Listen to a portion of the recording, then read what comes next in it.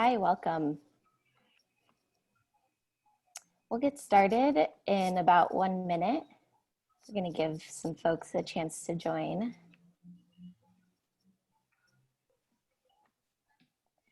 Before we jump in, I just want to make a quick note. We'll be using the Q&A function today. Your chat will be disabled. So you can use the Q&A function to submit any questions you have for the panel. That Q&A button is at the bottom of your screen in your toolbar.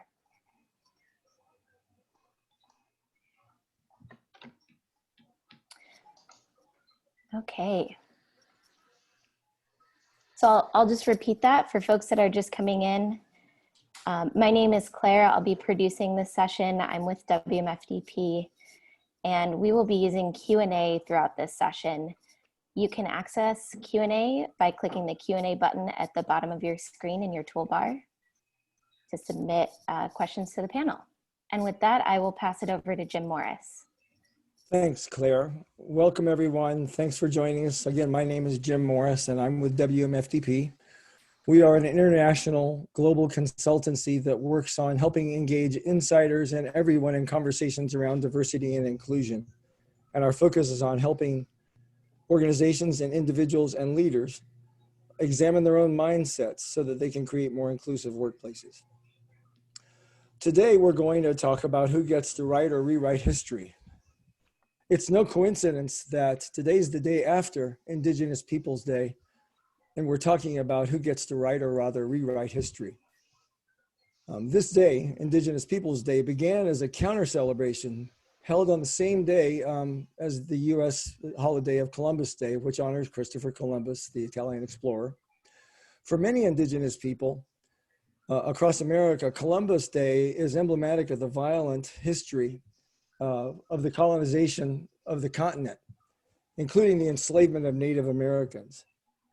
Growing up, as I did in Virginia, almost literally in view of the Washington Monument, I knew about Columbus Day, and it was only much later that I discovered Columbus Day was a source of pride for Italian Americans, many of whom had also felt marginalized and otherized by white Americans like me. But I never considered or was invited to consider that there might be a different story, a story that would actually make a more comprehensive and complete story that was just as real, but was excluded from my education and socialization. So today we're going to talk about what the other parts of that story are so that we can be more choiceful in the future as we think about what is our history, how do we write it, who gets to rewrite it, and how do we rewrite it, and how do we make sure that it includes the whole story or more of the story for a comprehensive view of what's happening in the world. Joining me for this, I'm so honored today to have a wonderful panel that I'd like to spend just a minute of introducing. Shauna Bluestar Newcomb is of Shawnee, Lenape, and Azteca origin nations ancestry. She's an international keynote speaker and change maker, supporting people throughout the world to navigate the changing times with greater awareness, clarity, and compassion. Shauna collaborates with her father, leading a global movement for conscious changing, speaking on the domination code, and a way forward with what she calls the Reverence Code. Shauna is the creator of the Reverence Code Reset, an online course designed to help people understand our common roots. She reveals the hidden history behind today's challenges so they can transform stress and navigate these uncertain times with greater peace of mind, purpose, fulfillment, and inspiration. Her website is shawnabluestar.com. Amalia Alarcón Morris spent 25 years in local government in Oregon, working for Race Forward, the largest multiracial racial justice nonprofit in the US. And Amalia has also been, what we're honored to say, a senior consultant with WMFDP since 2004. Amalia and her husband are exiled in Panama for this year, for the last year and a half. Justin Hinkley is the managing editor of the Alpena, Michigan News. Previously, he was an investigative reporter at the Lansing, Michigan State Journal and an education reporter at the Battle Creek Inquirer. During his time at the Enquirer, he attended the White Men as Full Diversity Partners, White Men as Allies Learning Lab in Battle Creek.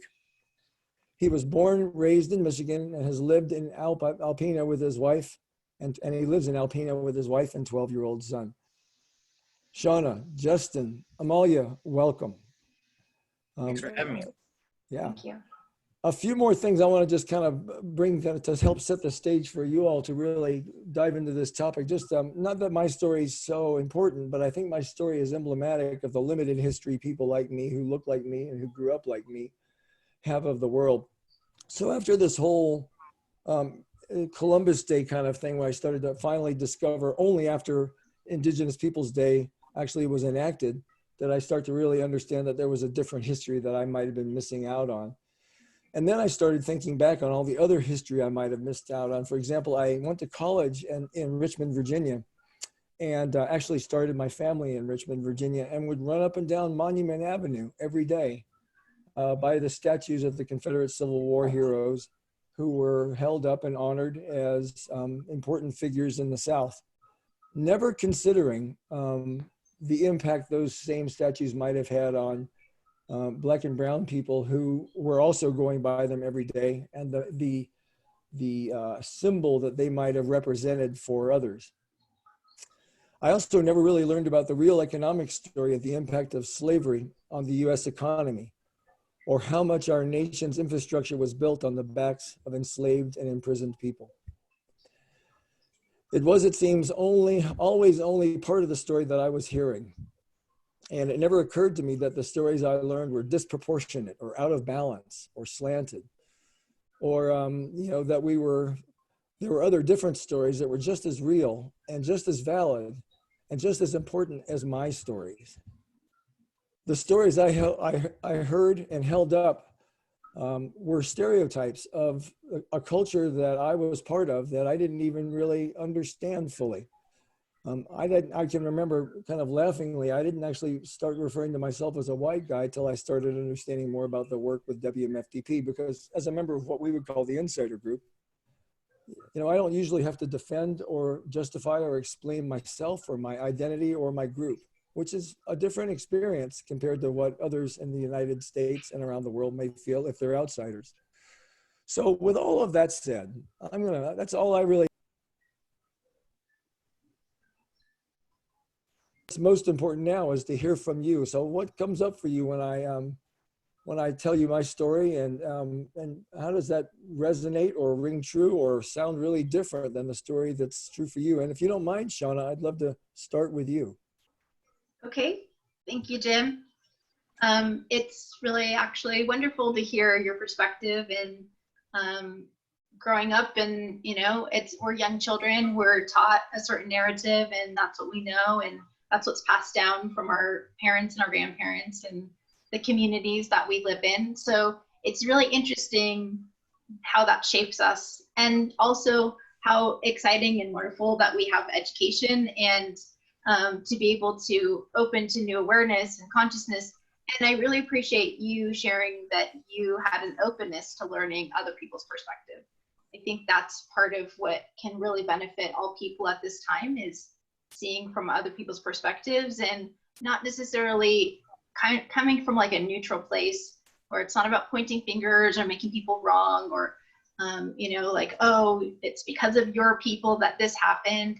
I really want to be inclusive and look to people having awareness so that we can move forward together and elevate all people.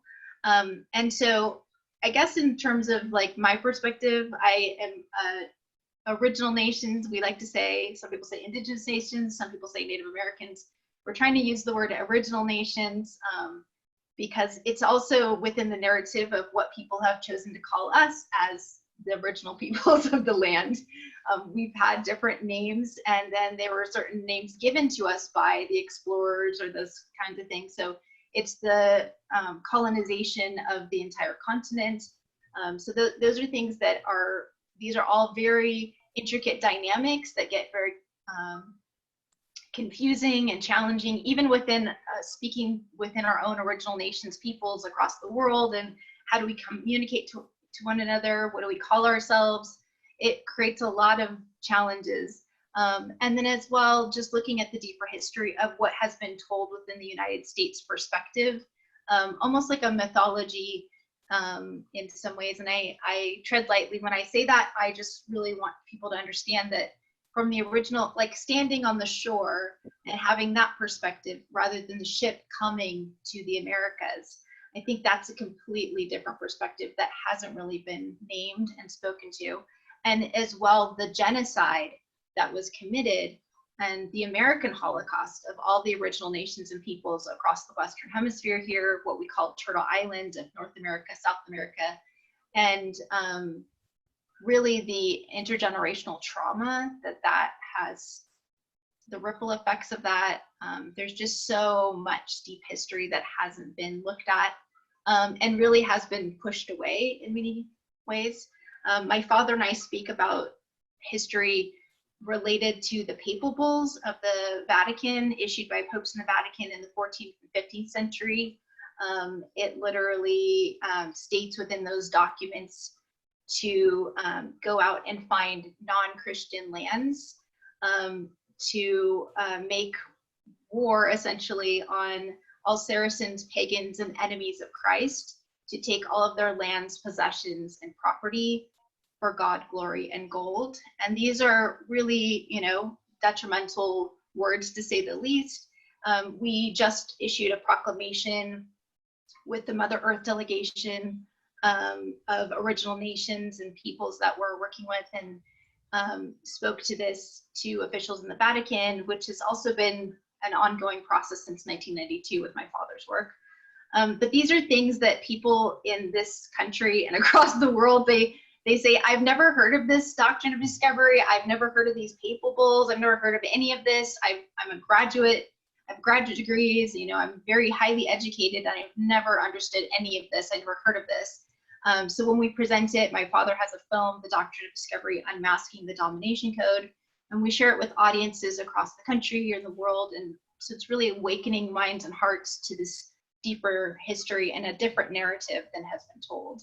I feel like that really invites a new compassion and awareness for original nations and peoples, but certainly for all people, because this is not just something that's affecting Indigenous peoples, it's affecting people, all people, including of every race, and especially ecologically speaking, in terms of what's happening to our planet and the ways in which the original nations have upheld the harmony and balance of the ecological structures has been lost. And what was lost in the effects of colonizing the Americas, and the effects of, they had a campaign to kill the Indian, save the man, and put the children into these residential boarding schools of domination and dehumanization. These are really, really horrific things that we talk about, the Holocaust of Jewish communities and what happened with the Hitler regime, but we don't talk about these things that happened here in the United States or in other parts of the world. So I think these are really challenging and stretching, certainly heart-wrenching, to say the least, experiences, understandings. They're not taught in the history books. So it's seeking a different type. And I really appreciate, like you said, Jim, just opening to things that, this is, I've never heard this before. This is not what I was, you know, growing up in Virginia is a completely different experience for somebody that's white, somebody that's Black, somebody that's, you know, of Mexican heritage. In my family, I have that as well, or somebody that is from a different country completely. There's just so many different perspectives of how it affects us. And what those statues, what upholding a Columbus statue, it's like an equivalent. I mean, this may sound challenging for some people, but it's like, would we hold Hitler up as like, we're gonna hold this monument to Hitler? Right. And it's like, that's shocking, and oh, I don't know that I want to do that. Maybe some people would, but so these are the kinds of things that really kind of can set us back and think about it in a different way. Well, thank you. Thanks. That's great, and I really appreciate your what I experience is just a lot of open-heartedness. I've never seen somebody talk about the Holocaust and the genocide of a group of people talking to me and still smiling and saying it in a way that, you know, I mean, it's really hard for me not to go to a place of guilt or shame or some sort of, oh my gosh, she's talking about me. My people did this. I should feel bad for it, which of course isn't your point at all. It's like, let's No. learn from this. Let's learn from Yeah. this. Yeah. But, you know, I feel like we're all in this together. Right. I mean, we all suffer from the intergenerational trauma, no matter what our racial and ancestral background is. We're all suffering from this domination code system that was introduced long ago. And it's about healing for all peoples right now, and especially the planet, which is in such a dire circumstances. So the more we can work together and find our common unity in what I see as kind of like the original virus, is this domination, dehumanization patterns that were introduced, and the ripple effects that get spread out in all aspects of our lives for all people. Right. Yeah. Amalia, if you don't mind, I'd love to have you kind of talk about what's top of mind. You've been such a great colleague and peer and educator for me sometimes about this topic, because you've been thinking about it way longer than I have. And I should point out that although we have the same last names, Amalia and I are, if we're related, it's only through her African-American husband, James, who has the same name as I do. So there's no relation between the two of us. We just happen to have a great last name. Anyway, Amalia, what's top of mind for you based on what you're hearing from Shauna and me and your own thinking? So I love, Shauna, the image that you spoke of, the perspective from the shore versus the perspective from a ship coming in. And I always talk about how if we're going to approach these topics and learn about these topics and these experiences, we have to have the capacity to accept that our truth is just our truth. It is not the truth, and that there are many different truths that make up a total picture. And so that's why I really love the image that you just talked about. So interesting, I am a child of immigrants, and my mother was Latin American from Ecuador, and my father was Cuban and Jewish. And so I grew up hearing from my mother, like hammered into me, how are you going to know where you're going if you don't remember where you come from? You must always remember where you come from. And from my father, the Santayana quote, those who don't remember the past are condemned to relive it. As a Jew, that was his thing that he hammered into me. So I grew up with this idea that history is so critical, that even if I'm forward looking, I still need to understand what's behind me in order to formulate how I approach where I'm going. And I think for me, it's critical that we recognize that history is living and it is present and it continues, that it still impacts people today, that it isn't just a historic event that happened that doesn't impact people anymore. So I hear Shauna talk about the genocide and the displacement and the stripping of people of their culture and all the things that ground and center us. And then I think about those impacts today on your sense of self, on the way the world sees you, on the stereotypes that exist about you.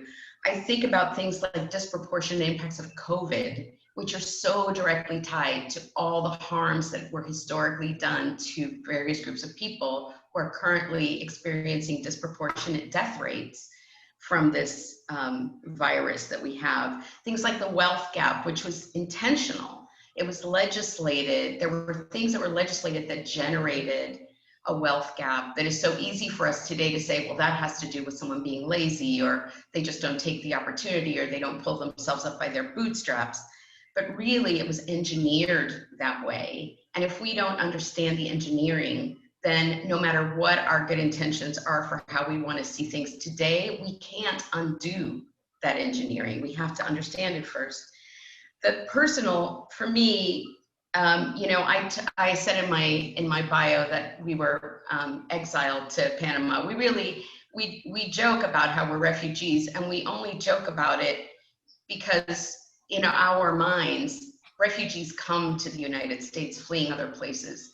People don't leave the United States as refugees going to other countries, but we really do feel like we are refugees. my husband and I. And the other day we were talking and he said to me, you know, I woke up this morning thinking about how I am the first generation born into the full set of rights afforded US citizens, even though my family stretches back into the 1700s. His parents were born into the Jim Crow South. And then I started thinking, when I was born, Jim Crow was in effect. There was segregation, there was apartheid in the United States. And so I just feel like because we are aware of that history, when things began to shift in the United States in terms of rhetoric and in terms of mandates and in terms of legal changes in the court system and things like that, we recognized that there was a sense of alarm because we felt like we've seen this kind of thing before. Going out in the street and getting confronted by people saying nasty things to us because I was overheard speaking Spanish, or he's Black and in a neighborhood that's largely white. We recognized it. It was like, I'm not going to wait around for this to happen again. These things have happened in our history. And so we need to divest ourselves and leave, which we did. Most people, I would say, who are white, don't notice those things because when you're not the target of them, and when your history of having been the target of them is so far removed from your present experience, you don't recognize them. So when you ask what's my top of mind, or sort of what's roiled up for me when I hear Shauna speak and when I hear your story, Jim, it's those things. As the mother of two sons who are both still in the States, one of whom is active duty military, I don't sleep very well most nights and feel a sense of guilt that I get to live in a place that's removed from what I see as being a chaotic time. Amalia, thanks. That's as always, that's the powerful perspective on what's going on for you. We can do it now or we can do it later, but when I was reading your bio, I had read it before and I don't know how I missed it, but I kind of stumbled on the words when I said she and her husband are exiled in Panama. That might be confusing for people. I don't know if you want to explain that, and you certainly don't have to, but it's an interesting, when I read it, I was shocked. I mean, I know your story and I was still shocked. Yeah, I just, we felt endangered. Honestly, we felt endangered. When you live somewhere for 30 years and you feel generally pretty safe, and then something happens, something shifts, and suddenly everywhere you go, you're encountering people who approach you with hostility. And you're seeing the news and you're seeing interactions between police and people in your community that end tragically. It got to the point where my husband would come to downtown Portland, where we lived, to go to an event with me after work, and we had cars parked in different places. And I would not let him go to the car by himself. It gave me a sense of panic to have him out of my sight as night was falling in downtown Portland. Crazy to think about, but that's how I was feeling. So when we made the choice to leave, we really felt like we were fleeing. We still do when we think back on it. We felt like it was critical to our survival to not stay, given the environment. So that's why we speak of it. I mean, and we really didn't think about it this way until friends of ours who are still in the United States said, how does it feel being a refugee? And we were like, refugee? And they said, well, think about it. And as we thought about it, we thought, yeah, I guess it isn't any different than anyone in another country who feels like they're being persecuted or like there is danger and they have to seek someplace safer. Yeah. And we had the privilege and the luxury of being able to do that. Not everyone does. Yeah. Well, thanks for sharing that. Justin, okay, a lot of no pressure. You're the storyteller in the group, right? You're the one who's supposed to document and record history factually, and you're in the profession that a free press is critical to our freedom in the world, and that's you guys. You represent that group. So not to put too much pressure on you, but speak for everybody who's in that role. So what comes up for you thinking about your role in helping tell the story through the news, and what you're hearing here, and your general feelings about this topic? Sure. So first off, I'll just say, like I always say before I do any sort of public speaking event, that there's a reason I'm a print journalist and that I'm not on radio or TV, because this is not really my forte or my strength. So the first thing that I thought of when I was asked to participate in this, and I saw the topic about who gets to rewrite history, I thought about a speech that I saw Bob Woodward give. And he was retelling the story about going to some sort of, healthy living for seniors event with, I think it was Henry Kissinger. And they were asked to go through and score themselves on some of their different behaviors and come up with a score at the end that was supposed to rate your health. And Bob Woodward said that Henry Kissinger got to the end of it and realized that he should have been dead about 10 years ago. So he went back and just started erasing things and changing things so that his score came out a little bit healthier on the end. Which was Woodward's funny way of just saying that people always try to, what he called, rescore history to make things seem better in retrospect than they were at the time, or than reality is. And he said that journalists are constantly fighting against the rescoring of history. And that really struck home for me. And I think that you continue to see those sorts of things happening all the time when you look at the Black Lives Matter movement and some of the protests that have been taken over by riots, and you see certain people who want to go after and attack the rioters and the looters and the people who are burning buildings, and they're losing the whole message that started the protests in the first place. And so they're trying to make this about, the Black Lives Matter movement is destroying cities, instead of going back and looking at the reality that black men especially are disproportionately shot and killed by police. And there's something to that we ought to talk about. But because people are trying to rescore history, we're not even getting the chance to talk about that. And you're seeing it now. We just recently, the FBI announced that they had stopped a plot by some right-wing extremists to kidnap our governor here in Michigan. And you're getting all of these politicians who are coming out and condemning that act and saying, that it's a horrible thing, and that they condemn these people. And yet a lot of these same politicians were sharing the stage at different rallies with some of the men accused here, and were participating in some of the same rhetoric that was inspiring these men to act. And so, they're trying to rescore history and distance themselves from this thing that they were really actually a part of. And so I think that the media and journalists play a very important role in trying to check some of that rescoring of history. And I'm actually working on a column for this weekend that's just about that points out all the different ways that the journalists circled back and said, well, hey, wait a minute, you're saying this, but this is what you said just a few weeks ago, and how do those two things mesh? The other thing, though, to not to take the responsibility off of journalists, I think about what Shauna said about the different names that were given to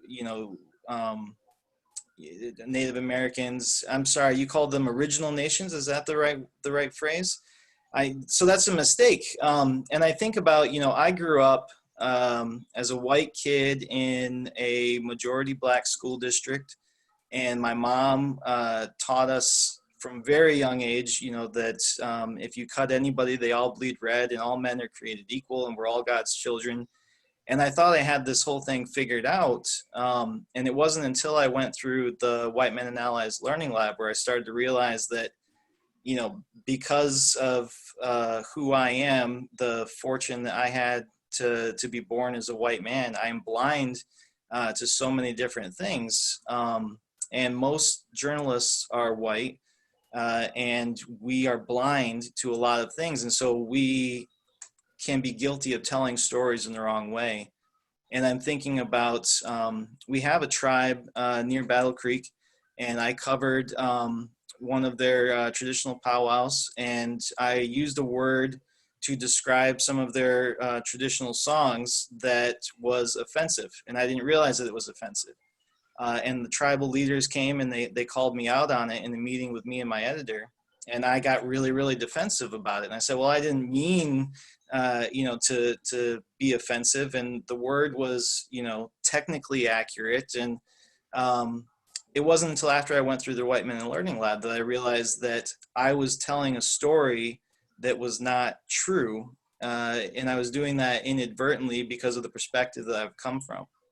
So, one of the things I think about with this is not only is it important for journalists to make sure that we are checking people who are trying to rescore history, but also that we recognize our own blind spots to make sure that we can tell this first draft of history in a way that is accurate. We have to be aware of the perspective that we're telling the story from and make sure that we're talking to the right people and asking the right questions to make sure that we're not telling a story that paints a bad picture. So many of the phrases and terminology and things that people get worked into society come from being repeated over and over again in the press. So I think that there's a responsibility there that the press, I think, is starting to learn, but hasn't done all that it could to learn it. Thanks so much, Justin. That's great. I really appreciate your perspective and your stories. And I'm struck with one of the things that I'm learning as a white guy in this world about history is I've got to be willing, if I want to create better partnerships, I got to be willing to use whatever terms I use and be willing to be corrected and be willing to take responsibility for saying something that's offensive, even if it's through innocent ignorance, right? It's like, I didn't mean to do it, but I've got to be willing to, I've got to be sturdy enough to have somebody say, hey, that doesn't work for me. Yeah. Or you shouldn't have written this. You should have written this. It's like, I'm only imagine what was going on for you when you were being corrected, but for what would go on for me is, well, wait a minute, I'm a good guy. Yeah. I want you to see my good guyness. I want you to see that I really have the best of intentions. And it's not about questioning our intentions. It's about, we've got to be willing to learn some of that. And I believe, and this is tied to the purpose of this session. This is tied, this session's for corporate leaders. So if I were a corporate leader, people might be saying, well, this is interesting, but how does this apply to me?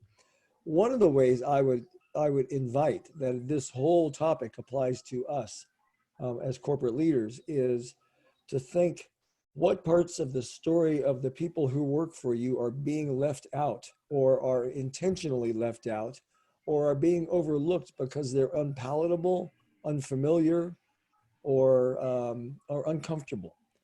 And that as corporate leaders, the more we can understand that there is a history that is bigger than just the history that we grew up with, is a good step towards being able to attract people and talent to your organization who will not just come because of what you stand for, but will stay because of how you treat them. So, Shauna, a question came up around, the naming convention question came up, right? So would you prefer to be called First Nations or Original Nations, or what works for you? For me personally and my father, we've been leaning towards the understanding of original nations. Indigenous nations, my dad is a stickler for vocabulary and really getting to the heart of the words. And indigenous actually means dominated peoples. And so even though we do use that, like I still use that sometimes because it's like a common understanding of what the peoples that we're speaking about. Native Americans also doesn't work for me because there was the explorer that the Americas was named after a white person, European history. It's like, I just don't feel comfortable saying I'm Native American of this white explorer. So it seems odd to me. So original nations just feels more authentic, like we're the original people of the land. That's what's important to us. That's foundational to our spiritual connection and everything within our culture is how important the land is. So. Yeah, great. So my question for, I don't know, whoever would like to take this on, I'd like to kind of talk a little bit more about this idea of history and how it's been most rewritten or most misrepresented. are there elements of history that are most rewritten or most misrepresented that you personally notice being impacted by? I want to try and keep this personal. Like, we could talk theoretical, but I think it's really helpful. And it's, incidentally, Justin, the question's also directed to you. It's like, so what's missing from history in your perspective, and what's been most impactful to you about what's missing? Anybody want to try that one?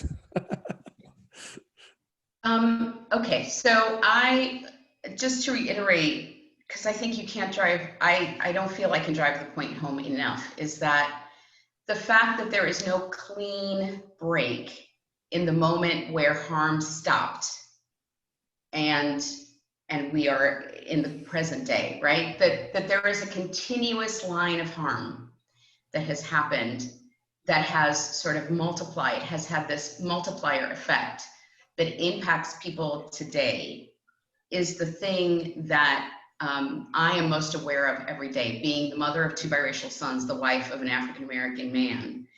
I have the privilege of walking through the world with lighter skin. So, and one of the things when I was growing up, my mother hammered into me was, you must not have an accent when you speak English, because if you have an accent, they'll know who you are. But if you don't have an accent, they may not recognize you. And that will help you have better opportunities. So because of these things, I walk through the world with a lot of privileges that until I married my husband and began living as a witness to his life, and then had my sons and living with the worry of the mother of brown men, same with women, but in my case, men, this is something that hits home for me a lot. This idea that we have painted a story. The United States has this mythology that says we are the heroes, we are the good guys. And this mythology relies on us always doing right. It does not have room for recognition of the wrongs that we have done as a country.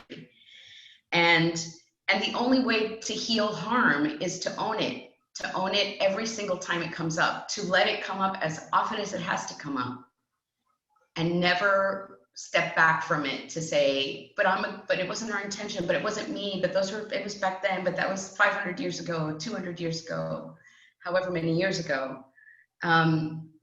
So for me, that's the piece, that if we understood the effects that slavery is having on people today, the effects that genocide is having on people today, the effects of displacement, of ripping children from their families and putting them in boarding schools to strip them of their culture, that has an effect today that impacts people who walk into your corporations every day, who walk into your shops, who walk into your schools, who are your neighbors. It has impacts today. And unless we learn what that history is and learn that connective thread all the way through, then we'll look at things like, oh, I wonder why COVID is having a disproportionate effect on Black and brown people. Well, if you know the history, then you recognize that that was going to always be the thing, and that we could have prepared for it if we had known that that was something that was coming, right? And we only know that by knowing where we've come from. Amalia, thanks. It makes my heart heavy to hear the beginning when you said the line of harm where it stops, and it doesn't stop, and it's just this ongoing line of harm. It's like, that's a powerful visual for me that hits me in my chest, and you know, and I have to remind myself of this term we always use, Justin, I'm sure you remember. It's like, it's not my fault, and I am responsible, right? I didn't cause that. You don't need my guilt. You don't need my shame. You don't need me to feel bad for you. You don't need me to be sympathetic or pitying you. Let's just pay attention to what happened. Let's notice what's still happening, and let's understand that. Yeah. Shauna, Justin, any other comments? So what part of history is most missing for you, and how's it impacted you? I'd like to just say again, I really appreciate Amalia's words, and also helping people to really understand that it isn't just, okay, history is way back then. It's the history that is present right now. And there's a collective PTSD that everybody seems to be experiencing right now. And it's heavy and it's grief stricken and there's all this suffering and all this pain. It's an existential crisis in many ways that people are going through. But I really feel like it's a pivotal moment that healing can begin once we really see, okay, what has this deeper history been? What is that point of pain? And that's what my dad and I speak to with this domination code that was introduced. And to know as well, like within original nations, peoples were certainly being affected because those papal bulls that were issued in the 14th, 15th century by the Vatican, and they're speaking to this domination, dehumanization over non-Christian peoples, has been written into the Supreme Court laws that are still upheld to this day and that are still being cited in the Doctrine of Discovery. Even with the McGirt decision for Oklahoma, which seems like a great win, it is not necessarily, because they are still citing the Doctrine of Discovery. They're still using rhetoric and understanding of a claim and a right of domination over the lands, over the peoples. And so that really creates a lot of challenge, intergenerational trauma within our native cultures and nations and peoples. And so I feel like it's just still to this day, and there's so much in the laws and the systems, like going into Virginia law. I have relatives as well that are, from the Black communities. And so I just see like how important it is to know, for instance, the idea of this white and using the tool of race to pit people against each other. And that's just a creation. It's a fabrication of reality built into a system to continue power and control over people, and this domination, dehumanization patterns that perpetuate. So, and I also appreciate just how Amalia put it into the perspective of the workers that are coming into the workplaces. When people are having depression or anxiety, or they're calling in sick, who knows how they're being impacted at home or within their communities or in their families with all of the things that are in the news and really affecting so many people right now. But for a person of color, like, it's that much more detrimental to really, really feel the pain and just feel extreme exhaustion from seeing it continue and perpetuate. Thank you. Justin, what comes up for you? Yeah, so I don't know that there's any one thing that I can point to, but it's just this collective buildup of the way that you're taught history and how that impacts how you live. And one of the things that I was thinking of is, so as a newspaper reporter, you write, and the words that you choose are more or less dictated by the Associated Press style book. And it's a group of editors. I don't know who's on there now, but I know that historically it's been white men who literally choose the words that should be used in every newspaper story. And most newspapers all around the country use those. And there are a lot of things just because of blind spots that are baked in there. And I'm thinking about Shauna. I repeated that phrase, Native American, because that was, the word that's baked in. And so I think that's, it's a constant thing. Like, history doesn't stop and the harm doesn't stop. It's because we're still living out all the lessons that we were taught. We're still using the words that the Associated Press editors decided were the right ones. And that's ongoing. There's a big controversy right now. The AP has decided that Black, when referring to Black people, should be capitalized. And that upset a lot of our readers up here in Alpena, Michigan. The first time that they saw the word Black with a capital B, they thought, why are you doing that? And there's a visceral reaction to that.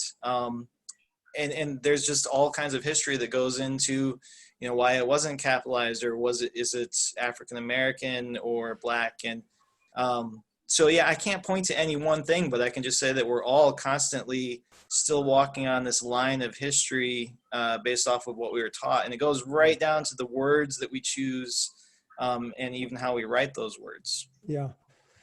I'm really struck. Thanks, Justin. I'm really struck with the style guidelines. And it's a classic example of how there are parts of history that are baked into our policies, right? So it's like, written by white guys for white guys using white guy language to describe whatever happens in the world, right?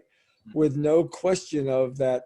I mean, I'm not putting down the AP. It's more, it's just, it's an example of how things become systemic.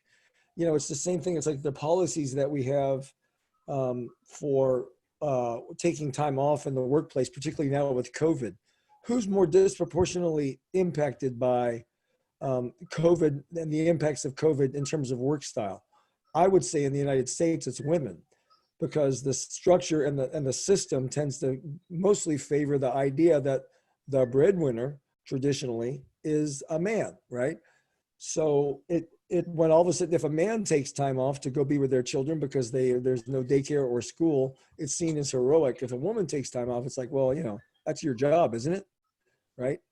So these are systemic, they're pernicious, they're baked in, and they're part of the story, but they're, you know, not necessarily accurate parts of the story.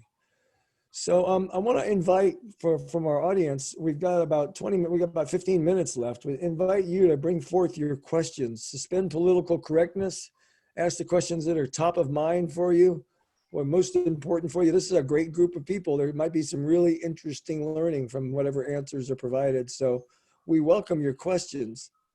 Let's see. Oh, great. We've got some good ones here. Panelists, you can see this too. Is anybody interested in taking on what would be possible in this conversation if Jim's facilitation style would be less dominating, always being the first responding, asking questions, and steering where the conversation is going? Great question. What would be different?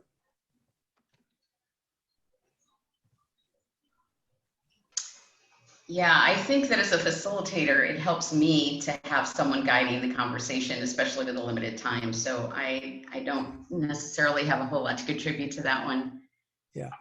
And yeah, I'm curious if does Justin and Shauna, you may have a different thing to add, but you know, I'm aware of kind of like this just fulfills the kind of stereotype around patriarchy and who's in charge and all that stuff. We don't like that about this session, but yeah, we want to make it easier for you all so they can learn from you. But I appreciate the question. Now, another question for all of you is, how do you respond to complaints that diversity and inclusions is just political correctness and or it's the cancel culture? I think that's interesting to hear where that is coming from, because I just heard an interview on the radio the other day, and it was coming from a white person, maybe like in the Midwest or something, and she's saying, quit your whining to to people with Black Lives Matter, like, oh, quit your whining. It's kind of like you said, it depends on your background, and if you're not experiencing racism, then racism doesn't exist. But to say quit your whining to other people that are experiencing racism, or I forget the words in the question specifically, but political correctness and or cancel culture to who, I think is the question. Wow, I think that's good important. point. Yeah, cancel culture to who? Thanks, Shauna. Yeah, I think you know, as an editor now, you get that from all sides, and every time we run a story about, you know, another statue that has been pointed out that people want to remove, we as a newspaper are accused of you know, being the liberal media and the liberal press, and oh, you're on the liberal side, and so that's why you're going to write about that. There is a real danger in and I think that is the biggest part of white privilege, is that you don't ever have to think about race. You don't have to, because it's not part of your life, because you live in a world that where you're the dominant factor. And so, yeah, I think when people talk about political correctness and cancel culture, they're just not seeing things from anybody else's eyes. And I get that. It's really, really hard unless you have, I mean, like I said, even for me, I grew up thinking that there was nothing racist about me, that I didn't, you know, have anything that I was contributing to the problem. If someone doesn't help you to see your blind spots, it's really hard to even recognize that you have them. So, you know, as an editor, I try to recognize that people are speaking from that perspective. It's a dangerous perspective, I think, but we have to recognize that that's their truth too. That they're feeling like their history is now being threatened. And so I don't know what the solution to that is, because I don't think that you can let them get away with trying to stop me from writing stories about this or running stories about this. But you do also have to recognize, where they're coming from. Otherwise, you're never going to open their eyes, because they were all feeling, even as I was thinking that I was, a pretty progressive, advanced person on this issue. And I got really defensive when the tribe called me out. I can't imagine what it's like for someone who's had no experience with this, who had parents who didn't talk the way that my mother talked, how, threatened they might feel. I don't know what the solution to that is, but that's what comes to my mind when I hear that stuff is I don't like it. I get it, but I don't like it. And I don't know what to do about it. Yeah, great. I love an answer. When I hear a white guy say, I don't know, I'm like, yeah, that's the right answer. Because, I was brought up, I don't know about you, Justin, I was brought up to think I always, part of my status and power in society is based on my ability to produce an answer, even when I don't know the answer. So I love you saying, I don't know. There's a theme. I'm going to take a couple of the comments or questions that came out that you all might have seen as well. I want to kind of put it into a theme. There's a thematic element here that's talking about how diversity and inclusion, and probably talking about the other histories that are not included in typical U.S. white male history. There's a theme in the questions about saying that how would we respond to the idea that this kind of conversation is by nature divisive, or that this kind of conversation by nature is anti-patriotic, or is destructive to American values. I'm curious if anybody's willing to bite onto that one. Not to jump in, I think it is divisive because, like I said, as a white man, we have a sort of defensiveness, I think, built into us.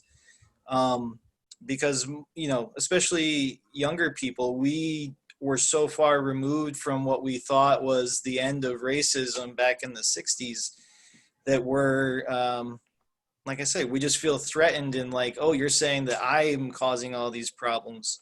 It is divisive until we can find some way of helping people see through others' eyes, which is, one of the things that I think we try to do as journalists is make sure that we go and talk to people who our readers haven't had the chance to talk to themselves. So, it is divisive, but it's also necessary. And I think that we have to keep talking and hopefully get to a point where it's not divisive. And I'm going to make you happy again, Jim, by saying I don't know what the answer is. But I do think that, by the technical definition of that, this conversation drives a wedge between people. It does. Even if that's not our intention, it certainly does. And then I think it's important to recognize that because that's an obstacle that we have to overcome. Wow, that's a different answer than almost any answer I've heard before, Justin. Thank you. That's great. Shauna, Amalia, other reactions? I would say, I'd like to believe that it is our reaction to the conversation that drives the wedge rather than the conversation itself. Because that gives me hope that we can shift at some point and change so that rather than having the rhetoric be differences divide us, that we can change that, turn it around to say differences enrich us. And so what do we need to do in order to learn what those differences are between us? And I would just, I want to just go back for 1 second on the political correct thing, because I feel like if we're talking about political correctness as a veneer of niceness, politeness, that can be a real barrier to having honest, frank, productive discussions that actually move us in a direction that weaves and builds community and relationship. If we're talking about political correctness as something we deride because it keeps us from spewing things that are negative and mean and cruel about other people, then that's a completely different thing. And I've experienced political correctness as both of these along a spectrum. And I feel like we have to take responsibility for harm we cause. And if our speech or actions cause harm, then it is our responsibility to find a different way to communicate and behave. And that is just a good sort of being neighborly. It's just being a good person on the planet with other people, is taking care of each other, right? And I think we've lost sight of that under this label of, well, I refuse to be politically correct. Well, that doesn't mean you get to hurt me. I mean, you have your opinion, but can you express your opinion in a way that doesn't do harm? Yeah, yeah. We're coming up towards the end of our time. So many great questions. I'm hoping everybody who's attending this session is reading the questions. We would argue from a Socratic standpoint, the questions are the answers, right? Let's keep on asking the right questions. And you all are asking some great ones. I want to give our panelists in our final 5 minutes, just final comments, or how is this conversation, this unscripted conversation, how has it struck you? Or any other final comments? How you feel about this? What are you noticing?